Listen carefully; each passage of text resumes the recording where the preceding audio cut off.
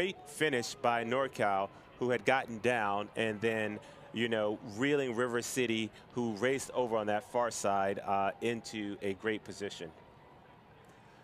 And it looks like we have a start of the men's youth quad final B. In lane 0 is Nereid, lane 1 Berlin Jesuit, lane 2 Miami Rowing Club, 3 is Los Gatos C, 4 is Ridgewood Crew, in lane 5 is Texas Rowing Club B. St. Mark's is in 6, and in 7 we have Pocock.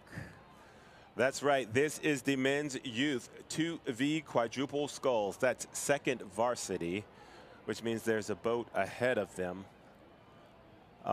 in the pecking order, I guess, or in the speed. In this, I guess, in the speed department is a better way of terming that. Right now, we have a great shot of the coaches' peloton riding along. Too hard to see an angle here. I'm not gonna guess what's going on, but we are just about to come through that first 500. And it looks as though Pocock may have the lead here as we come through that first 500. It is tight across the way. And as we get a better look here, we can see that it is indeed Pocock in the lead. But Berlin is definitely putting some pressure on. Right now, all of these boats are packed in nice and tight. Not a lot of separation. But right now, it looks as though St. Mark's is starting to move into that top group of Pocock, St. Mark's, and Berlin. Yeah, I would agree with that. But looking at this shot here, this is all this at this point. It really does come down to race plan, and race plan is geared around the strengths of the athletes in these boats. So knowing whether they want to get out through the 1,000 as fast as they can, or maybe they're going to be a middle 1,000 crew that can just chug away with things, or maybe the last 1,000 is their forte. That's what's going to be fun to see here. But we are starting to see the lead pack of Pocock and St. Mark's, which is being led by St. Mark's by a couple of seats, maybe. They're starting to edge away just a little bit from the rest of this group. And it looks like Berlin Jesuit over there in lane 1 is hanging on to the front of the pack, of the rest of the pack. Yeah, St. Mark's and Pocock trying to establish themselves as the lead pack in this race. Berlin has fallen off the pace a little bit, and as you said, they're trying to maintain their position in the top of that sort of next group, but it looks as though Ridgewood Crew may have stepped it up a bit and overtaken them. And here's a really nice shot of our two leaders, St. Mark's and Pocock, with Pocock in 7, St. Mark's in 6. They're rowing pretty much stroke for stroke. They've got about the same stroke rate going. Both crews are looking very relaxed, very long. Beautiful conditions out there. So really, it's just a matter of who can get the most out of every stroke and do it together with the other men in their boat. That's right. Right now, Texas Rowing Club has their bow. You can see it right there in view, and it looks as though they might be making some moves right now.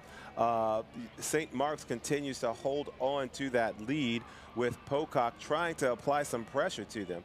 Now, inside of Texas, we have Ridgewood Crew and Los Gatos C.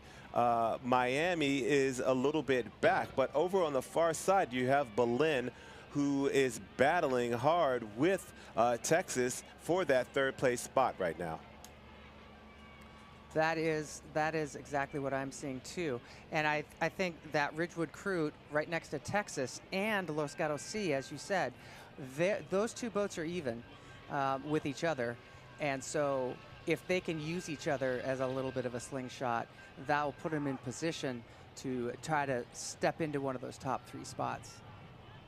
That's right. And we are now through the extra tough 500, last 500 meters of the race. And this is where things will heat up. we'll see if there can be any moves made by Pocock to reel in St. Mark's. And we'll see if that battle between Texas and Belen heats up anymore. Right now, it looks as though Texas and Belen are battling, but there's a lot of pressure on the inside of Texas from that Ridgewood crew. So we'll see if they can turn the screws to get into that next spot. But right now, it looks as though Pocock is in the lead, and the pressure is actually coming from both outside of Belen Jesuit crew and Pocock. Yes. And again, having your biggest competitor all the way across the course without a coxswain will make this interesting. And yeah, so we'll see how it goes here. It looks as though crews are starting to go into their final sprint sequence of 250 meters left in the race. Right now, we have Pocock in the lead. I'm sorry, St. Mark's in the lead, but Pocock is pressing hard.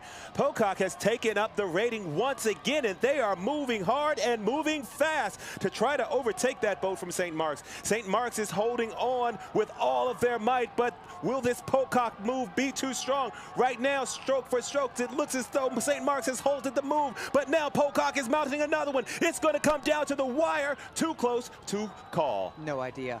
And Same now we have another race coming along. We have Texas, Los Gatos, and Belen.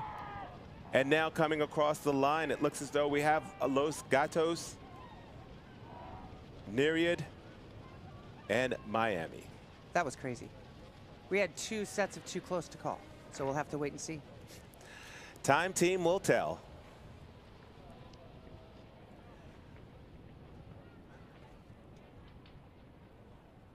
We'll see. We're waiting for the announcement. It was really tight. That was the closest race of the day. Like, I was looking exactly at the line, and those bow balls were even. Yeah, they're not going to give us the satisfaction of figuring out who won this race right now. They're trying to give us the juice. I want to see who came in right there. That was a tough one. It looked there right now. We'll see who it was that came in third place of that B final of the men's youth 2V quadruple sculls.